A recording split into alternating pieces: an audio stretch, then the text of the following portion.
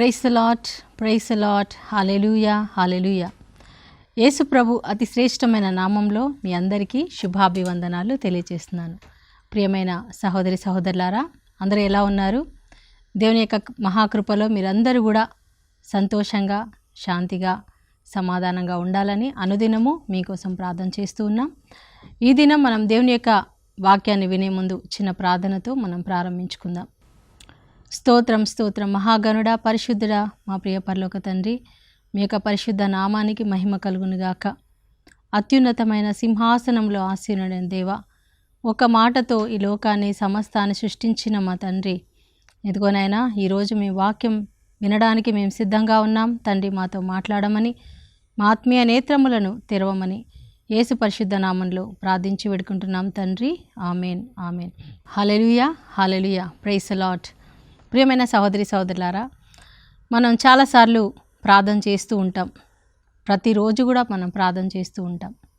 So మనం ఎప్పుడు కూడా దేవా నాకు ఈ అవసరం తీర్చండి, నాకు ఈ యొక్క జవాబు దయచేయండి మనం అడుగుతూనే ఉంటాం. అయితే దేవుడు మనకి ఎప్పుడు సమాధానం ఇస్తాడు. మనం అడిగిన వాటన్నిటికీ ఆయన ఎప్పుడు సమాధానం ఇస్తాడు, ఎప్పుడు మనకి ఇస్తాడు.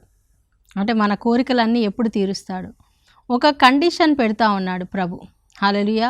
ఇప్పుడు ఏదైనా సరే పని చేయాలంటే, ఒక ఫ్యాన్ పని చేయాలన్నా, ఒక టీవీ పని చేయాలన్నా, కంప్యూటర్ పని చేయాలన్నా, ఈవెన్ మన మొబైల్, మన ఫోన్కి ఛార్జింగ్ ఎక్కాలన్నా కూడా మనం ఏం చేయాలండి? దానికి మనం వైర్ కనెక్షన్ పెట్టి స్విచ్ ఆన్ చేయాలి. స్విచ్ ఆన్ చేయకపోతే ఏమవుతుంది? కరెంటు పాస్ అవుతుందా? కాదు. అలాగే మనం దేవునిలో ఉన్నప్పుడు దేవుని యొక్క ఆ జీవము, ఆయన యొక్క ఆశీర్వాదాలు మనలో ప్రవహించాలంటే దేవునికి మనకి సంబంధం అనేది కరెక్ట్గా ఉండాలి. ఏ కొంచెం కూడా మధ్యలో సంబంధం తెగిపోయినా, కనెక్షన్ తెగిపోయినా దేవుని యొక్క శక్తి అనేది మనలోనికి రాకుండా ఒక ఆటంకం అనేది వస్తుంది. సో దేవుడు మన ప్రార్థన వినట్లేదు, మనకు జవాబు రావట్లేదు అంటే అక్కడ ఏదో ఒక ఆటంకం వచ్చింది. ఆటంకం ఏంటి, ఎందుకు వచ్చింది, ఎందుకు ఆగిపోయింది అనేది మనము పరిశీలించుకోవాలి.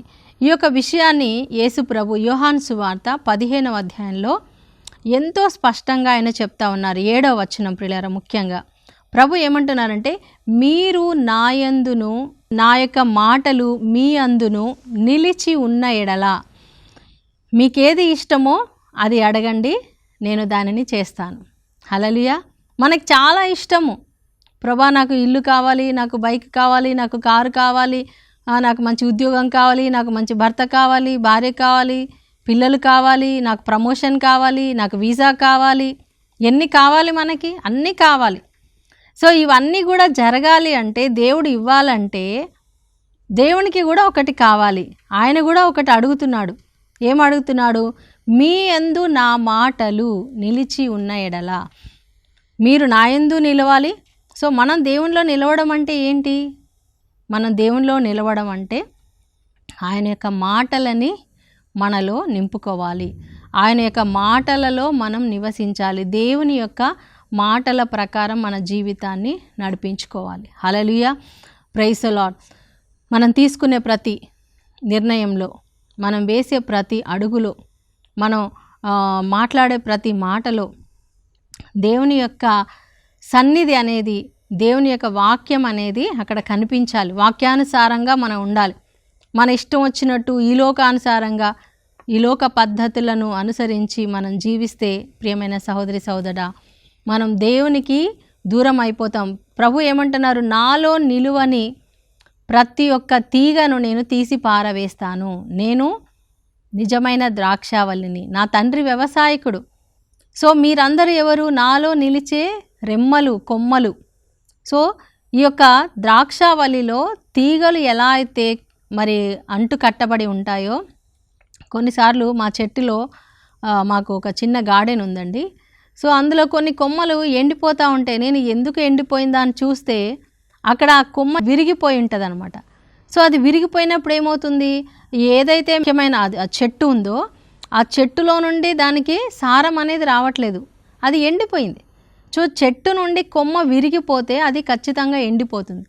అలాగే మనం కూడా యేసు ప్రభు అనే ద్రాక్షావల్లిలో నుండి మనం తొలగిపోతే వాక్యంలో నుంచి బయటికి మనం వెళ్ళిపోతే మనం కూడా ఎండిపోతాము. మనం కూడా ఎండిపోవడం అంటే ఏంటండి? మన జీవితంలో ఇంకా అంత ఎడారిలాగా ఉంటుంది.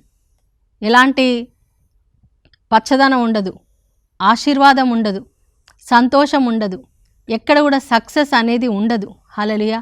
ఎందుకు అంటే మనము దేవుని వాక్యంలో నుంచి బయటికి వెళ్ళిపోయాం. హల్లెలూయా. ఇశ్రాయేలు ప్రజలు ఎప్పుడైతే వారు దేవుని అనుసరించి దేవుని వాక్యానుసారంగా జీవించారో అప్పుడు వాళ్ళు చాలా సంతోషంగా దేవుని యొక్క ఆశీర్వాదాలు పొందుకునేవాళ్ళు. ఎర్ర సముద్రం దాటి వాళ్ళందరూ కూడా బయటికి వచ్చారు చక్కగా సంతోషంగా. మారా నీళ్లు మధురంగా మార్చబడ్డాయి. మరి వాళ్ళు సీనాయి పర్వతం దగ్గరకు వచ్చారు. అక్కడ ఏం జరిగింది? మోషే గారు దేవుని సన్నిధికి సీనాయి పర్వతం మీదకి ఎక్కి అక్కడ దేవుడితో మాట్లాడుతూ ఉన్నారు. 40 రోజులు ఆయన ఉపవాసంలో ఉన్నారు. అయితే కింద ఏం జరుగుతుంది? ప్రజలందరూ కూడా వచ్చి మాకు మా దేవుణ్ణి చూపించు, మాకు కనబడే దేవుడు కావాలి, ఆ మోషే ఎక్కడ పోయాడో మాకు తెలియదు, మాకు నడిపించడానికి మా ముందు నడవడానికి ఒక దేవుడు కావాలి అని వాళ్ళు అహరోను దగ్గరకు వచ్చి గొడవ పెట్టుకుంటే అహరోను గారు ఏం చేశారు? మీ అందరు బంగారం తీసుకురండి అని చెప్పి వాళ్ళందరి దగ్గర ఉన్నటువంటి బంగారం తీసుకొని మరి మంటలో అంటే వాళ్ళు ఒక అచ్చులో వేస్తారనమాట. అచ్చులో తయారు చేసినప్పుడు అదేం తయారైంది? ఒక దూడ, ఒక ఎద్దు ఆకారం తయారైంది. అంటే చూడండి, దేవుని యొక్క స్వరూపాన్ని వాళ్ళు ఎలా మార్చారు? ఎద్దు స్వరూపంగా మార్చారు. అందుకే పౌలు గారు రాస్తున్న రోమాపత్రికలో 1వ అధ్యాయంలో మహాదేవుణ్ణి, సర్వశక్తిమంతుని, సజీవుడైన దేవుణ్ణి మీరు ఒక ఎద్దు రూపంగా మార్చారు. ఆ ఎద్దు రూపంగా మార్చి దాన్ని మీరు ఆరాధిస్తూ ఉన్నారు.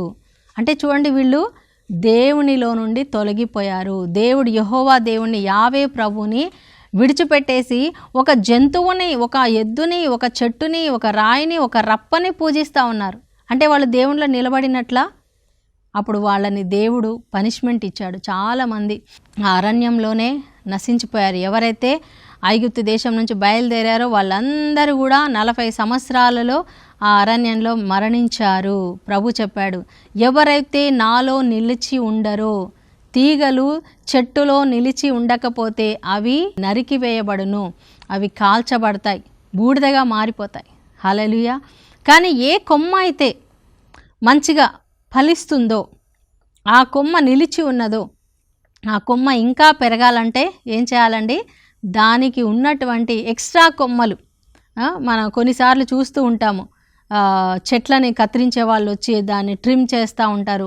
మంచిగా చక్కగా ఎక్స్ట్రాగా ఎక్కువ పెరిగినటువంటి కొమ్మల్ని కత్తిరిస్తూ ఉంటారు. ఎందుకంటే అవి కత్తిరించకపోతే ఆ చెట్టు ఫలించదు, దానికి మంచి పువ్వులు రావు, కాయలు రావు.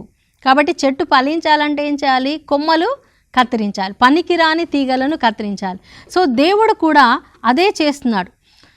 మనం ఇంకా ఎక్కువగా ఫలించాలంటే మనలో ఉన్నటువంటి పనికిరాని తీగలు ఏంటి? ఈ పనికిరాని తీగలు, మనలో పనికిరాని పనులు ఉంటాయి కొన్ని.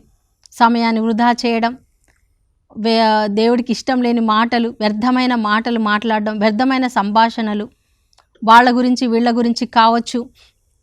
వ్యర్థమైన చోట్లకి మనం, దేవుని చిత్తంలో లేనటువంటి చోట్లకి మనం వెళ్ళొచ్చు. నేను పోయిన సంవత్సరం నాకు బాగా గుర్తుంది, ఒక ఇంటికి ప్రార్థన చేయడానికి నేను వెళ్ళాను.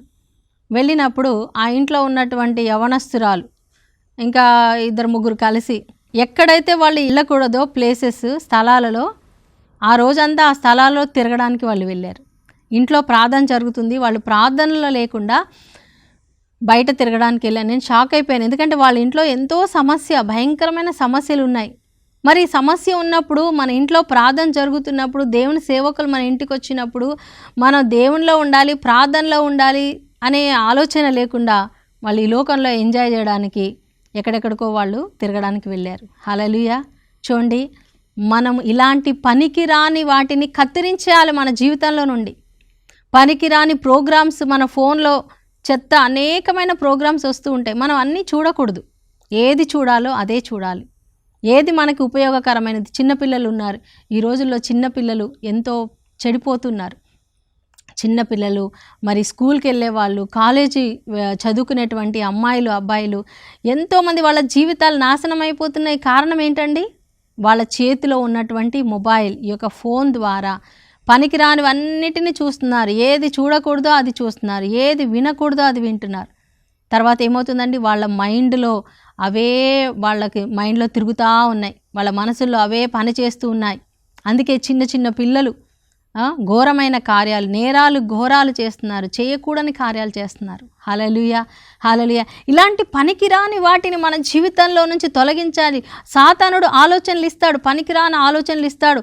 ఒక అమ్మాయిని చూసినప్పుడు, ఒక అబ్బాయిని చూసినప్పుడు, ఒక ఆంటీని అంకుల్ని చూసినప్పుడు నీ మనసులో ఎలాంటి ఆలోచనలు కలుగుతున్నాయి? కోపము, ద్వేషము, పగ, కక్షలు.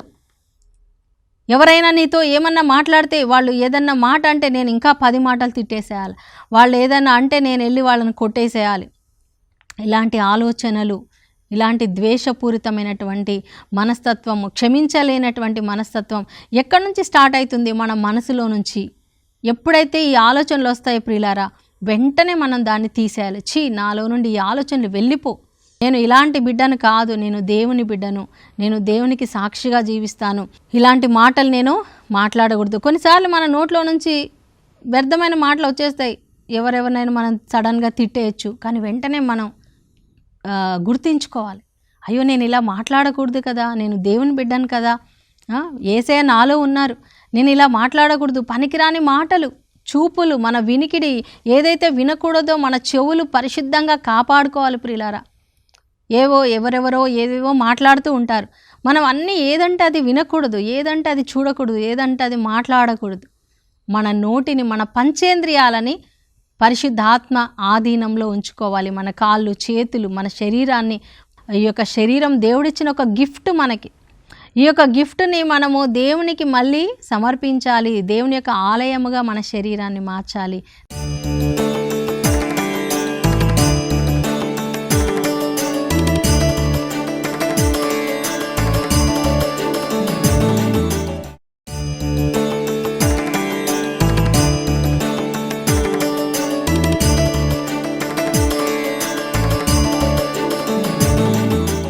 దేవుడు చెప్తున్నాడు, మీలో ఉన్న పనికిరాని వాటిని నేను కత్తిరిస్తాను. హల్లెలూయా. దేవుడు కత్తిరిస్తాడు, మనం తొలగించుకోకపోతే. కొన్నిసార్లు దేవుడే తొలగిస్తాడు, కొన్నిసార్లు దేవుడే మనకి ఎక్కువగా ప్రేమించేటువంటి వాటిని, అది మనుషులైనా కావచ్చు, వస్తువులైనా కావచ్చు, మనం దేన్నైతే ఎక్కువగా ప్రేమిస్తామో దాన్ని దేవుడు తీసేస్తాడు. హల్లెలూయా. దేవుడు తీసే వరకు ఎందుకండి, మనమే తీసేస్తే అయిపోతుంది కదా. ముందే మనం ప్రభా ఇదిగో నేను నీకంటే ఎక్కువగా నేను దేన్ని ప్రేమించాను, ఉద్యోగాన్ని కావచ్చు, భార్య, భర్త, పిల్లలు, జాబు, డబ్బు, వస్తువులు, బంగారము, ఏదైనా సరే దేవుడి కంటే ఎక్కువ నువ్వు ప్రేమిస్తున్నావా? తీసి పక్కన పెట్టు. నువ్వు ఫోన్ని ప్రేమిస్తున్నావా దేవుని కంటే ఎక్కువ? నీ కంప్యూటర్ని, నీ ల్యాప్టాప్ని, లేదా నీ టీవీని ప్రేమిస్తున్నావా? దేన్ని ప్రేమిస్తున్నావు? ఎక్కడ నువ్వు దేవుని కంటే దేనికైతే ప్రాధాన్యత ఇస్తున్నావో, దేనికైతే ప్రాముఖ్యతనిస్తున్నావో దేవుడు దాని నుంచి తీసేస్తాడు, కత్తిరిస్తాడు ఆయన. హల్లెలూయా. ఎందుకంటే నువ్వు ఆయన బిడ్డవు కాబట్టి. నువ్వు చెడిపోవడం ఆయనకి ఇష్టం లేదు, నువ్వు అలాగ దేవునికి దూరంగా వెళ్ళిపోవడం ఆయనకి ఇష్టం లేదు. నువ్వు ఫలించాలి, నువ్వు అభివృద్ధి పొందాలి, నువ్వు సంతోషంగా ఉండాలి, ఇంకా దీవెనకరంగా ఉండాలి. నువ్వు ఇంకా దీవించబడాలంటే దేవుడు మనలో ఉన్నటువంటి పనికి రాని వాటిని కత్తిరిస్తాడు. హల్లెలూయా. మరి కత్తిరించి మన హెయిర్, మగవాళ్ళు మెయిన్గా పెద్ద హెయిర్ కట్ ఎక్కువ పెరిగిందంటే కట్ చేసుకుంటారు కదండి, లేడీస్ కట్ చేసుకోకూడదు. హల్లెలూయా. కానీ అలాగే పెంచుకుంటే ఏమవుతుంది, అది వాళ్ళు కొంతమంది జెంట్స్ ఇప్పుడు పొడుగా కూడా పెంచుకుంటున్నారు, జళ్ళు వేసుకుంటున్నారు. అది వెనక నుంచి చూస్తే అది లేడీసా జెంట్సా కూడా అర్థం కావట్లేదు. సో దేవుడు ఎవరు ఎలా ఉండాలో అలాగే ఉండాలి. పని ఎక్కువ పెరిగితే కట్ చేస్తాడు ఆయన. హల్లెలూయా, ప్రైజ్ ది లార్డ్. సో ప్రభు అంటున్నాడు, మనం ఎక్కువగా ఫలించాలంటే పనికిరాని వాటిని ఆయన కత్తిరించి మనం ఇంకా ఎక్కువగా దీవెనకరంగా మారడానికి, ఫలభరితంగా మనం ఉండడానికి దేవుడు మన జీవితంలో కొన్నిసార్లు కత్తిరించినప్పుడు నొప్పి కలుగుతుంది కదండి, బాధ కలుగుతుంది. కొన్ని తీసేసినప్పుడు చాలా బాధ కలుగుతుంది. ఆ బాధ తర్వాత మనం గుర్తుంచుకోవాలి, దేవుడు నన్ను ఇంకా ఫలింపజేయబోతున్నాడు. Hallelujah, praise the lord, praise the lord. అయితే మనం ఇంకా ఫలించాలంటే ప్రియులారా 7వ వచనంలో చదువుకున్నట్లుగా మనం ఆయన వాక్కులో నిలబడాలి, ఆయన వాక్కు మనలో ఉండాలి. మత్తయి సువార్త 7వ అధ్యాయంలో 24 నుంచి మనం చూసినట్లయితే 27 వచనం వరకు 2 గృహాల గురించి ఆయన చెప్తున్నాడు ఒక ఉపమానంలో. ఒక గృహం ఏంటంటే దేవుని యొక్క వాక్యం అనేటువంటి బండ మీద ఈ నా మాటలు విని ఎవరైతే ఈ వాక్య ప్రకారం జీవిస్తారో వారు బండ మీద కట్టబడిన ఇల్లులాగా ఉంటారు. హల్లెలూయా, ప్రైజ్ ది లార్డ్. మనం ఇప్పుడు చాలా చోట్లలో చూస్తున్నామండి, వరదలు వస్తున్నాయి, అవునా? ఈ వరదల్లో వాగుల్లో అన్ని బిల్డింగ్స్ కొట్టుకుపోతున్నాయి, పెద్ద పెద్ద ఇల్లులు కొట్టుకుపోతున్నాయి, పెద్ద పెద్ద వాహనాలు. అసలు ప్రజలు ఎంతమంది నిజంగా అది నిజంగానే జరుగుతుందా అని నాకైతే ఒక్కోసారి డౌట్ వస్తుంది, కానీ అదంతా నిజమే. హల్లెలూయా. వరదలు, నీటి వరదలో వచ్చినప్పుడు ప్రియులారా అన్నీ కూడా హిమాచల్ ప్రదేశ్లో నిన్నటి రోజు ఒక సహోదరి వీడియో తీసి పెడుతుంది, మా కోసం ప్రార్థన చేయండి, అన్నీ మునిగిపోయినాయి మొత్తం. వాళ్ళు ఎక్కడో డాబా మీద ఎక్కి అక్కడ నుంచి వీడియో తీసి పెట్టారు, మా కోసం ప్రార్థన చేయండి, వాళ్ళు క్రైస్తవులు, మా కోసం ప్రార్థన చేయండి, మొత్తం మునిగిపోతుందని చెప్తున్నారు. హల్లెలూయా. ఏ ఇల్లు మునిగిపోకుండా ఉంటుంది చూడండి? ఈ లోకంలో కట్టుకున్నటువంటి మట్టితో కట్టిన ఇల్లులు, రాళ్లతో రప్పలతో కట్టిన ఇళ్ళన్నీ కూడా ఒకరోజు మునిగిపోతాయి, భూకంపాలు వస్తే కూలిపోతాయి. అది ఎంత 100 అంతస్తు 150 అంతస్తులు బిల్డింగ్లు అయినా సరే పడిపోతాయి. ఎందుకంటే భూమి వాటికి పునాది. భూమే కదిలినప్పుడు భూకంపం వస్తే అన్నీ కూడా పడిపోవాల్సిందే. హల్లెలూయా. కానీ ఇక్కడ దేవుడు ఏ రాయి గురించి మాట్లాడుతున్నాడు? రాతి మీద ఇల్లు కట్టిన వాళ్ళలాగా ఉంటారు. ఏ రాయి? ఇది యేసు ప్రభు అనే రాయి, క్రీస్తు అనే బండ. హల్లెలూయా. 1 కొరింథీ రాసిన పత్రిక 10వ అధ్యాయంలో ఆ బండ క్రీస్తే, ఆ రాయి క్రీస్తే అని రాయబడిందండి. హల్లెలూయా. ఈ రాయి యేసు ప్రభు అనే రాయి, యేసు ప్రభు మాటలనే రాయి మీద ఎవరైతే వాళ్ళ జీవితాన్ని నిర్మించుకుంటారో, వాళ్ళ జీవితాన్ని నడిపించుకుంటారో వాళ్ళు వాళ్ళ జీవితంలో ఎన్ని తుఫానులు, వరదలు అంటే సమస్యలు, కష్టాలు, శోధనలు, ఎంతమంది నిన్ను రెచ్చగొట్టే మాటలు మాట్లాడొచ్చు, కానీ వాళ్ళు మాత్రం ఏ మాత్రం చెల్లించరు. నువ్వేమన్నా అనుకో, నేను మాత్రం నిర్ణయం తీసుకున్నాను, యేసు ప్రభు అనే బండ మీద నేను ఉన్నాను, నేను తాగను, నేను ఈ తప్పు చేయను, నేను ఈ మాటలు మాట్లాడను, ఈ లంచం నేను తీసుకోను, ఈ అబద్ధం నేను ఆడను, ఈ దొంగతనాలు నేను చేయను, ఇలాంటి చెడ్డ మాటలు నేను పలకను, నేను నా దేవుని బిడ్డను, నా దేవునికి సమర్పించుకున్న బిడ్డను, నేను యేసు ప్రభు యొక్క సొంతమైన బిడ్డను, నేను ఈ పాపం నేను చేయను అని వాళ్ళు స్థిరంగా ఉంటారు, బలంగా ఉంటారు. ఏ శోధనలో వచ్చినా కూడా వాళ్ళు పడిపోకుండా స్ట్రాంగ్గా, బలంగా ఉండగలుగుతారు. హల్లెలూయా. ఎప్పుడు? నీవు క్రీస్తు అనే బండ మీద ఉన్నప్పుడు, అంటే నువ్వు దేవుని వాక్యంలో ఉన్నప్పుడు. దేవుని వాక్యంలో ఉండడం అంటే ఏంటి? బైబిల్ పట్టుకొని తిరగడమా? లేదా బైబిల్ మన తల దగ్గర పెట్టుకోవడమా? గుడికి వెళ్ళినప్పుడు మాత్రం బైబిల్ తీసుకెళ్తే సరిపోతుందా? ప్రియమైన సహోదరి సహోదరా, ఈ బైబిల్ని, వాక్యాన్ని మనం తెరచి చదవాలి, వాక్యాన్ని తెరచి చదవాలి. ఈ వాక్యంలో నీ ఫ్యూచర్ ఉంది. ఈ వాక్యమే మన పాదములకు దీపము. దావీదు మహారాజు ఏమన్నారండి? నీ వాక్యము నా పాదములకు దీపము, నా త్రోవకు వెలుగు. హల్లెలూయా. మన వీధిలో వీధి లైట్లు ఉంటాయి కదండి. మనం ఇంట్లో కరెంటు పోతే వెంటనే మనం టార్చ్ ఆన్ చేస్తాం మన ఫోన్లో నుంచి. మనకి అక్కడ దగ్గరలో కనిపిస్తుంది టార్చ్ ద్వారా, కానీ వీధంతా కనిపించాలంటే వీధి లైట్లు కావాలి. సో అలాగా దేవుని వాక్యము మనకి ఈ రోజుకు పాదములకు దీపంగా ఈరోజు మనకి పనికి చేస్తుంది, మనకు వెలుగు చూపిస్తుంది, మార్గం చూపిస్తుంది. మన యొక్క జీవితం అంతా కూడా, మన త్రోవ అంతా కూడా మనకు వెలుగునిస్తుంది. హల్లెలూయా. సో మన జీవితం అంతా నడిపించబడాలంటే మనకేం కావాలి? దేవుని వాక్యం. మరి ఈ దేవుని వాక్యానికి నువ్వు ఎంత సమయం ఇస్తున్నావు? ఎంత సమయం నువ్వు వాక్యం చదువుతున్నావు? కనీసం ఒక అర్ధగంట చదువుతున్నావా? ఒక గంట సేపు వాక్యం చదువుతున్నావా? మనం ఎంతో సమయాన్ని వృధా చేస్తాం, అవునా? ఎంత సమయం వృధా చేస్తామో ఒక్కసారి మీరు కూర్చొని టైం టేబుల్ రాయండి. చాలా సమయం వేస్ట్ చేస్తాం. ఇంత సమయాన్ని వేస్ట్ చేసే ముందు మనం దేవునికి ఒక గంట సేపు సమయం ఇస్తే, గంట సేపు దేవుని వాక్యాన్ని చదువుకుంటే ప్రియులారా, నువ్వు వాక్యం అనే బండ మీద కట్టబడతావు. హల్లెలూయా. అప్పుడు నీ జీవితంలో వానలు వస్తాయి, వరదలు వస్తాయి, కష్టాలు, శోధనలు, సమస్యలు, అప్పులు ఏ వచ్చినా సరే నువ్వు స్థిరంగా ఉంటావు, నీ విశ్వాసం కోల్పోవు. కానీ ఏ వ్యక్తి అయితే వాక్యానుసారంగా కాకుండా ఈ లోకానుసారంగా, లోక పద్ధతులు, లోక ఆలోచనలు, స్నేహితులు, బంధువులు, అంటే దేవునిలో లేనటువంటి వారు అన్యులు ఏదైతే నీకు చెప్పారో దాని ప్రకారంగా, నీ సొంత ఆలోచన ప్రకారంగా నువ్వు జీవిస్తావో, నీ జీవితంలో కష్టాలు వచ్చినప్పుడు, శోధనలు వచ్చినప్పుడు, శ్రమలు వచ్చినప్పుడు ఈజీగా నువ్వు పడిపోతావు. దేవుని యందు విశ్వాసం కోల్పోతావు, నువ్వు పాపంలో పడిపోతావు, శోధనలో పడిపోతావు, అన్నీ కోల్పోతావు, నష్టపోతావు. ఆ ఇల్లులు ఎలా మునిగిపోయి నీళ్ళలో కొట్టుకుపోయినాయో అలాగ మన జీవితాలు కూడా కొట్టుకుపోతాయి. హల్లెలూయా. సో అలా ఉండకుండా క్రీస్తులో మనం నిలబడదాం, ఆయన మాటల్ని మనలో నిలుపుకుందాం, మనం ఆయన మాటల్లో జీవిద్దాం. అప్పుడు మనం ఏది అడిగినా సరే, మనం ఏది ప్రార్థన చేసినా దేవుడు మన ప్రార్థన ఆలకిస్తాడు, మనకి జవాబిస్తాడు, మనల్ని ఆయన గొప్ప సాక్షులుగా నిలబెడతారు. ఆ విధంగా జీవించడానికి దేవుడు మనందరికీ తన కృప అనుగ్రహించునుగాక. ఆమేన్. రండి ప్రార్థన చేసుకుందాం. స్తోత్రం నైనా మహాగణుడా, పరిశుద్ధుడా, నీ వాక్యమే మా పాదములకు దీపము, మా త్రోవకు వెలుగు. అవును ప్రభా, నీ మాటలు మా యందు నిలపండి నైనా, మమ్మల్ని నీలో నిలబెట్టండి నైనా. ప్రభా, మేము అధికంగా ఫలించినట్లుగా మాలో పనికిరాని తీగలను తీసివేయండి.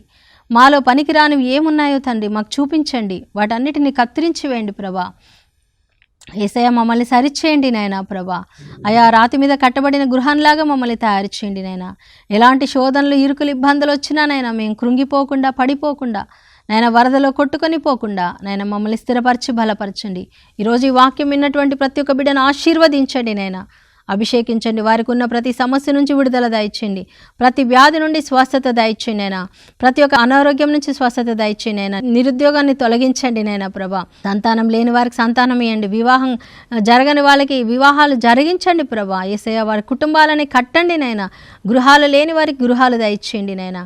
యేసు నామంలో వీసా శాంక్షన్ చేయండి ప్రభా. నీకు స్తోత్రం చెల్లిస్తూ ఈరోజు ఈ వాక్యం విన్న ప్రతి ఒక్క బిడ్డని బండ మీద కట్టబడిన బిడ్డలుగా తయారు చేయమని నజరేయుడైన యేసు నామంలో ప్రార్థించి వేడుకుంటున్నాం తండ్రి. Amen, amen, amen. దేవుడు మీ అందరిని దీవించును గాక. God bless you. షలోమ్.